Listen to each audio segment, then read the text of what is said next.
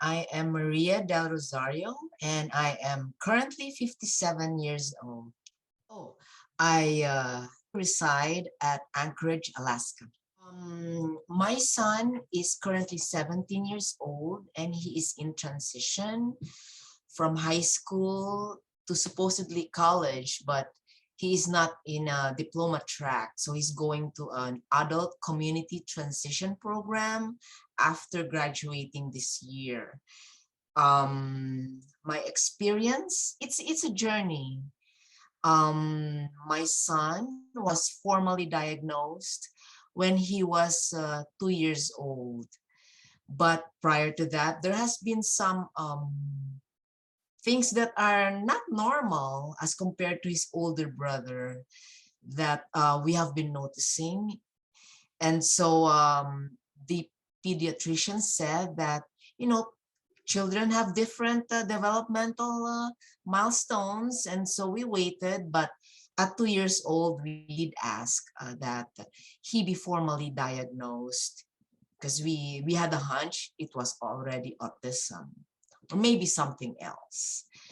And so after that diagnosis, it was not very hard because the pediatrician gave the referral. And so the appointment was there. And then he was readily enrolled in the infant learning program. Until the age of 3, we had speech therapists, occupational therapists, developmental specialists at our home and in the Office of Infant Learning Program. The people there were really very sensitive and culturally aware of our situation. So after 3 years, he was transitioned to preschool, special ed preschool. I met his teacher, a wonderful teacher who was kind of my initial mentor into the special ed system until first grade. She stayed as his teacher in her class. And then from second to up to this time, had a series of glitches, but otherwise I had to work with the school system, cooperate with them, and try to collaborate. That made his special ed experience really very productive and enjoyable for him. Our family loves traveling, and that's gonna be hard because he had sensory challenges, that the flight attendants or TSA might not even understand. So we started with Hawaii because that's a 5-hour non-stop straight travel to Hawaii. So that was his test run on a day trip.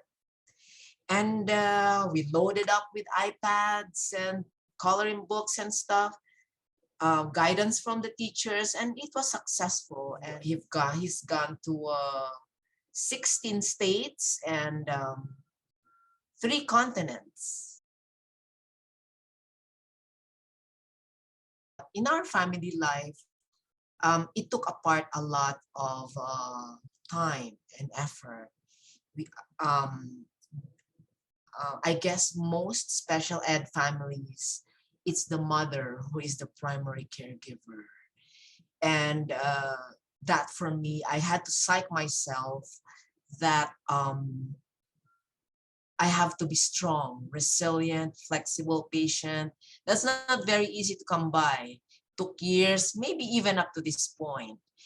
And in Filipino culture, that's deeply embedded, that you do not leave family. So I am a first generation Filipino immigrant. So that's really strongly embedded. And the family is very strong. Like not only family or nuclear family, but the extended family. So within our nuclear family, I believe that the attention I'm supposed to have equally with my children was more forgave. And my other son, who was pretty smart, I had to explain, they're just 2 years apart. So to the best way that he can understand, I had to do that. I have always set a high expectation, not only for him, but for me as a parent. He would have been lesser in adaptive skills if it weren't for that. My expectation is that if it is reasonable, if it is feasible, that he has a part-time job, he has a volunteer opportunity and recreational, and also I would like him to be in a group home, because that way he is a very social person. So I would like him to be exposed to that, because a normal teenager would want to veer away from their parents, so as they grow. So that experience should also be given to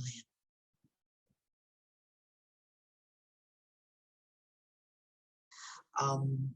My experience generally here in the Anchorage community is that it is initially people were trying to learn more about disabilities. And so my son was at that moment where the community's knowledge of disability grew up with him. And so there's a lot now. And I am very appreciative that wherever we go, people would readily understand, when he has those tantrums. You get stares initially when he was growing up. You just have to de-escalate and move on. But now, when you say my child has a disability or my child has special needs, they let you be, they understand. I guess I have to explain more myself and be more patient with the Filipino community that we go into. My family goes to a church that's pretty predominant, 90% all white, and they have that level of like, hey, they pretty much know how to approach you, like really, like, I'm blown away. You're like, Maria, why don't we have gave practice this and that? And I wouldn't say they're all professionals, but because of that level of knowledge, they know how to encourage, they know how to incorporate. But I cannot say that the same. And I'm not putting bad light, but there's just a need to explain the culture with the needs of a person with developmental disability within a Filipino context. There has to be more understanding from my own culture, the Filipino culture, of what a Filipino family with autism, with a child with autism or an individual with autism needs, specifically, for example, in a family gathering.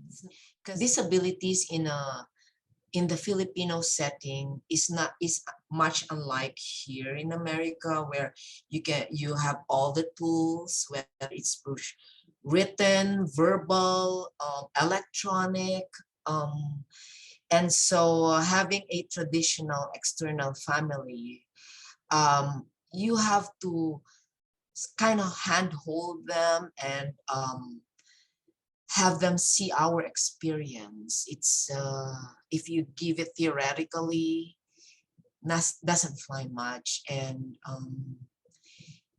understanding didn't come very easy, to be honest. And but you just have to let it, sit well there until they're able to absorb what that means, and especially for my son who was in institutional level of care, a really high one, needing a lot of supports. Because on the outside, when we meet on Christmas, holidays, or birthdays, we try not to bring drama everywhere, you know.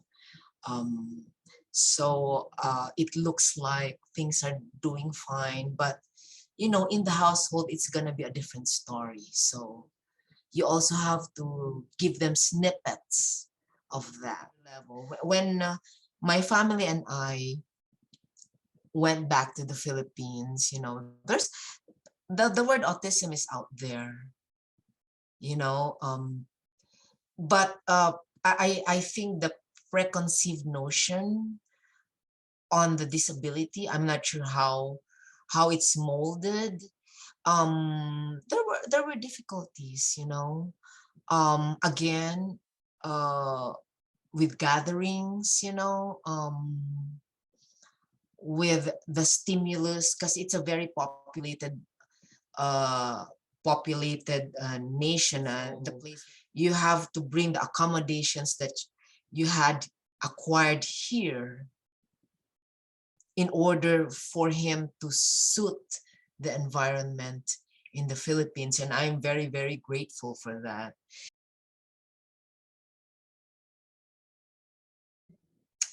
I'm sure there's stigma everywhere, but the stigma there may be greater a bit. Um, I know that there are the social media, the education about mental health has increased, but then again, the cultural perspective is still tight there, so it can still pose a challenge.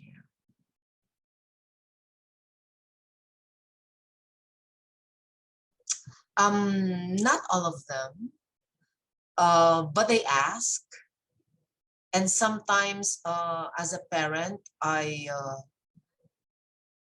whenever I think something I ask will be perceived as odd, or as a family environment will be odd.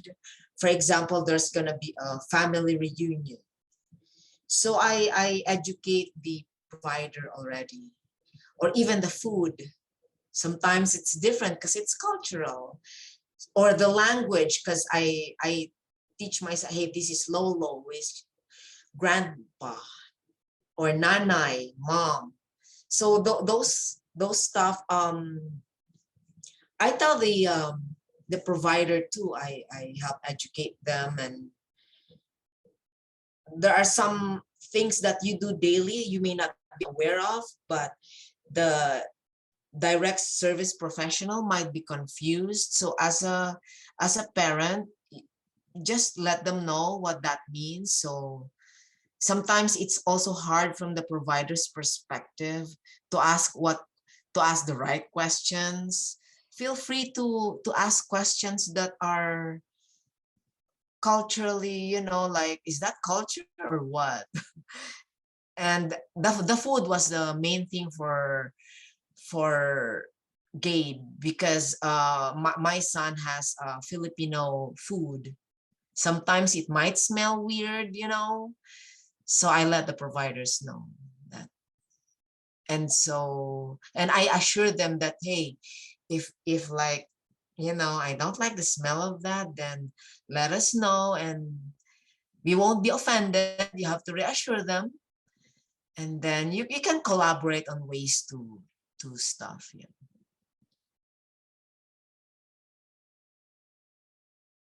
A lot of the employment status right now is for high functioning people. My son is nonverbal or minimally verbal, but he is able to, when cut in steps, he will do it, really good. And so uh, me and his providers are doing the iMovie to introduce himself. We video the stuff that he can do, like for example, food preparation and janitorial, you know, the vacuuming. This is, so in his video, this is what I can do. And then incorporated in that iMovie is, these are the things that can impact my work.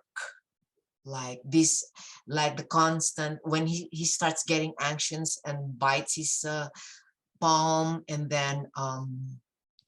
and these are the things that can help me succeed in my job. So, and we're trying to advocate out in the community that, hey, what about this population who can actually work, but the thing is, he needs to be in a quiet environment, because otherwise a lot of stimulation is gonna throw him off, just not very busy. And so those workplaces are like, for example, the evening shifts, those, those not so busy shifts. And it has to be repetitive. And there has to be a supportive supervisor. That's what I have seen during his volunteer days. He has succeeded there. And so right now, with the providers, we have him practice in church, vacuuming when there's no one there after church, and cleaning up, stuff. And then he goes to food bank, a little bit busy, but he builds boxes, puts canned goods there. Be creative. Sometimes disability, especially the more severe ones, like the ones I have experienced with my son, can really suck the life out of you. I mean, you can be easily sucked there into sadness, depression. And I've seen that with a lot of parents, and it affects not only the family unit, marriage. Sometimes it goes into that individual. So there are many ways to be creative, and sometimes people will tell you not to do this or that. Do what your gut feel tells you. My fine example is parties. So initially, nobody showed up at my kids' party. No friends and stuff. I persevered. And right now, yep, he will have a graduation party with the whole class and everyone else. But initially, like, I felt sad when nobody showed up. But just, if you want a life that's not isolated, then you have to create your own community. So we know that, as a parent, your child is not only needing academics, all these skills that need to be learned through therapy, but he needs to meet some friends. So that is a road less traveled. We had him in Special Olympics. My son will have friends through my friendships with their parents. And so I did that. I created a Sunday bowling, Sunday afternoon bowling meetup. And then if I would like, I utilized my son's special ed class. Like, if he wants to watch a movie, hey, anybody there wanting to watch a movie? So we meet up. And yeah, and even at church, so initially, he's a flapper and wouldn't mingle with the rest. So made him a reader. So he has a face now in the church. So every quarter he reads.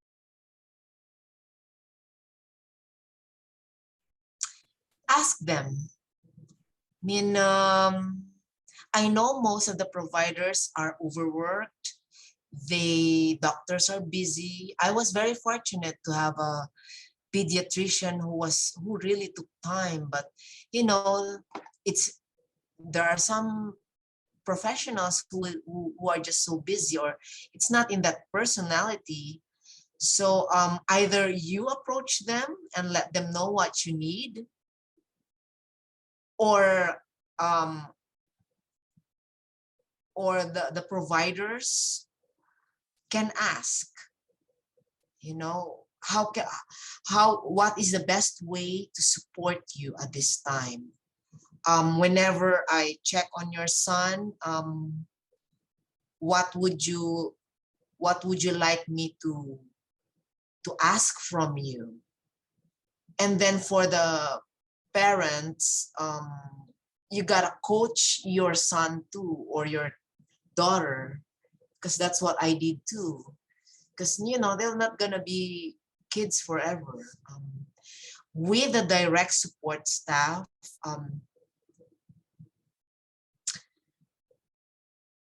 again, it goes both ways. You can ask, what structure would you like your individual to have? There are different levels of knowledge as far as, for example, the Filipino community is concerned. There's some who are really savvy already, but there's some who are really struggling. So at each level, you can have a needs assessment, and that will be good to start with at the school level, because that's where you catch them. Whatever culture they have a needs assessment with a parent and really get them there, because some of them may not cooperate, but sometimes I can speak specifically for the Filipino population. Some may be very shy, but it can be perceived as being aloof, you know.